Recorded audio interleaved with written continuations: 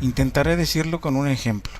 Por ejemplo, el océano, la representación del vasto mar en su superficie, lo que vemos, lo que sentimos, lo que escuchamos, su majestuosidad, su filamento externo, sus mareas, sus olas. Eso sería el mundo de la representación, mientras que la voluntad del océano es sus profundidades, todo lo marino, submarino, sus zonas abisales, sus valles, sus montañas submarinas y la superficie del agua. Es la expresión de ese vasto y profundo océano en el cual no podemos realmente sumergirnos porque no tenemos un acceso natural. En realidad podemos con la tecnología, con submarinos, pero esto lo estoy diciendo de forma alegórica. No podemos realmente conocer sus fondos marinos porque esto va mucho más allá de su profundidad. Digamos otro ejemplo, conocer el núcleo de la Tierra, su magma, sus capas,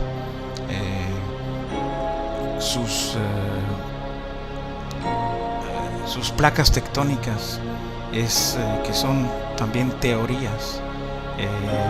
Realmente no podemos conocerlas, suponemos que están allí, pero no tenemos el acceso para llegar ahí. Es el mundo palpable, material, y por el cual estamos obligados a quedarnos en la superficie de esa representación que es nuestro mundo. Los argumentos filosóficos y lógicos de Schopenhauer nos demuestran que en realidad no conocemos realmente el mundo, aparte de su superficie o epidermis externa.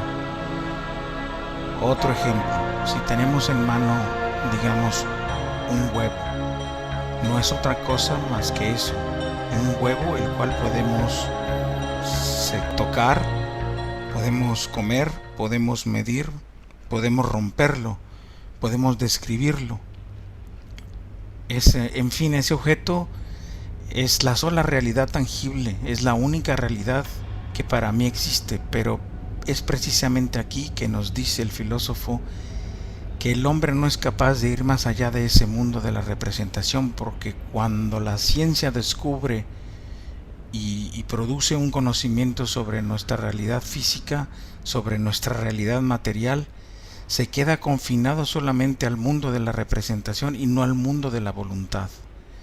Evidentemente, este mundo que conocemos en nuestro nivel nos basta y nos es suficiente para vivir en él y seguir en él, evolucionando y experimentando la vida.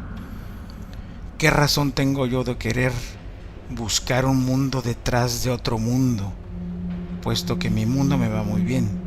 El problema es que para el filósofo este mundo de la representación es en realidad un mundo de ensueño, un mundo de ilusión. Y es un mundo de ilusión porque es un mundo que nos hace creer que somos superiores a lo que realmente somos. El ego de nuestra especie.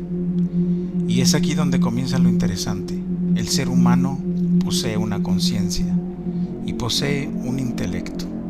El intelecto es lo que hace que el hombre se sienta un animal superior, un animal que tiene la capacidad de representarse a sí mismo intelectualmente, siendo capaz de formarse imágenes conceptuales. Así pues, para Schopenhauer tenemos una conciencia intelectual que nos hacemos del mundo de la representación de nuestro entorno en el que hemos vivido, pero este mundo en realidad es una fantasía. Porque aunque hagamos todo lo posible y aunque nuestras capacidades intelectuales sean tan elevadas como podemos efectivamente creernos, podríamos entender o podemos entender muchas veces el cómo funciona nuestro universo conocido por medio del trabajo principalmente de las profesiones científicas y sus herramientas, al principio de que cada cosa produce un efecto. Podemos discernir y concebir cómo casi todo funciona, cómo funcionan sus mecanismos, pero somos totalmente incapaces de vislumbrar el porqué de esos mecanismos. Es decir, no comprendemos el sentido de las cosas ni de la vida. Porque para comprender el sentido del mundo en su sentido íntimo, tendríamos que ser capaces de penetrar el mundo de la voluntad, pero no tenemos acceso. A partir de ahora expongo este razonamiento solo para confirmar que en efecto no podemos decir nada del mundo de la voluntad, de ese mundo oculto, de ese misterio. Voy a intentarlo. Schopenhauer nos dice que solo conocemos el mundo de la voluntad de forma indirecta. Digamos que el mundo de la representación es un medio por el cual el mundo de la voluntad se manifiesta, se revela, se muestra existente, se representa accesible a nuestra conciencia. Nosotros los seres humanos como individuos somos una manifestación de la voluntad, somos su producto. Entonces, si el hombre es capaz de conocerse a sí mismo, es capaz de darse cuenta de un aspecto de la voluntad, el aspecto por el cual la voluntad se manifiesta a través de él. Algo que podemos decir es que nosotros como hombres, el hecho de que, digamos, estamos vivos, dicho esto, la vida gira alrededor y podemos deducir en una época como la nuestra de grandes avances tecnológicos que conocemos a grandes rasgos cómo muchas de las cosas de la vida funcionan, pero no sabemos por qué hay vida. Y he aquí el problema fundamental de la voluntad, que la voluntad se deja conocer en sus modelos de funcionamiento a través del mundo de la representación, pero no se deja conocer a través de su razón de ser. Para Schopenhauer, la voluntad no tiene una razón de ser, de la misma forma que la vida no tiene una razón de ser. Simplemente la vida es, la vida está allí, es todo lo que podemos decir. La vida está en nosotros, la vida está en nuestro alrededor, la vida estuvo antes que nosotros y estará después de nosotros, pero no podemos saber nada de su porqué, no podemos saber nada de su finalidad, porque su finalidad es simplemente perpetuarse a sí misma en el tiempo. La voluntad, como anteriormente he dicho, es independiente del curso del tiempo, es eterna. El misterio de la vida se dice que escapa a nuestro entendimiento.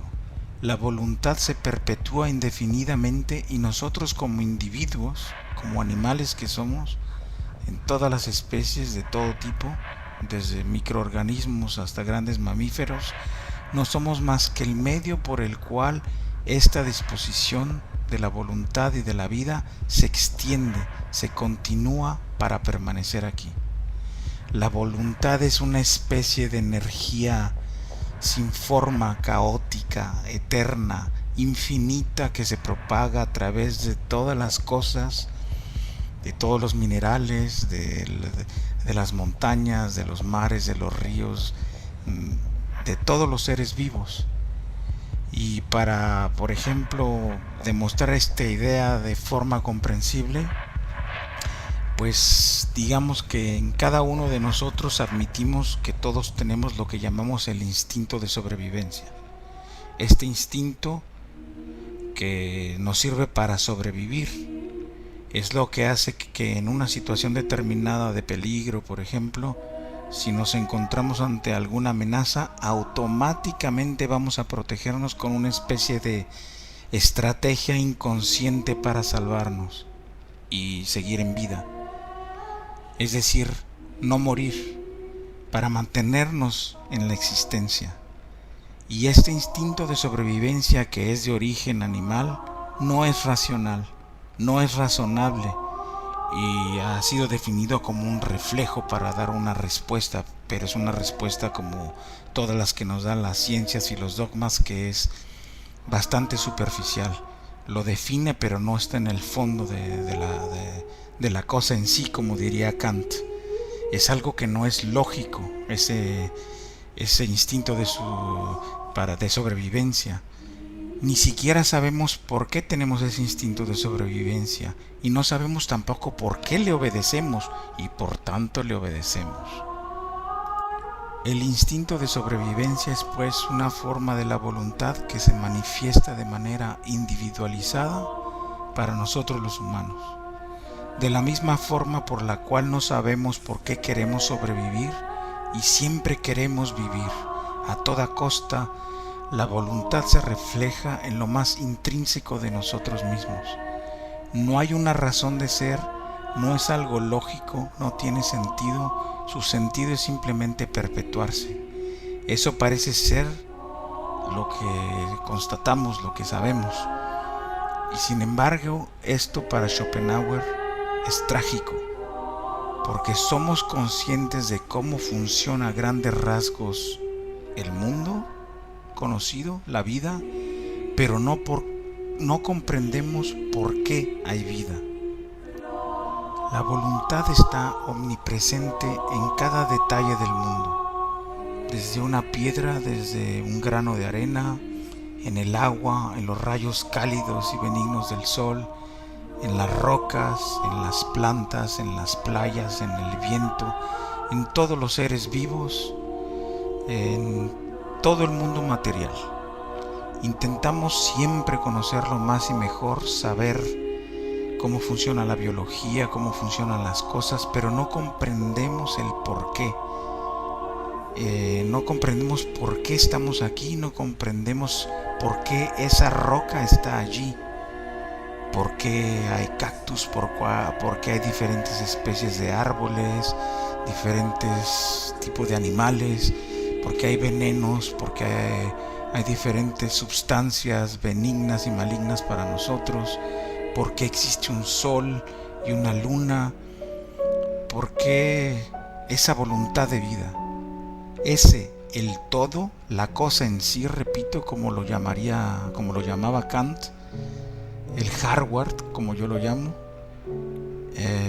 y donde yo me permito de nuevo una opinión personal,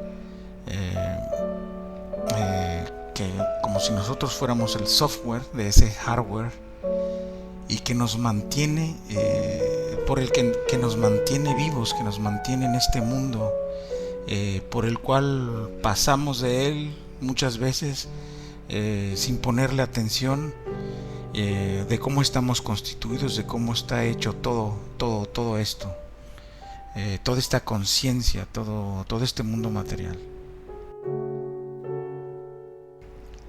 Para Schopenhauer, el hombre es víctima de una ilusión fundamental, y es que el hombre se cree libre.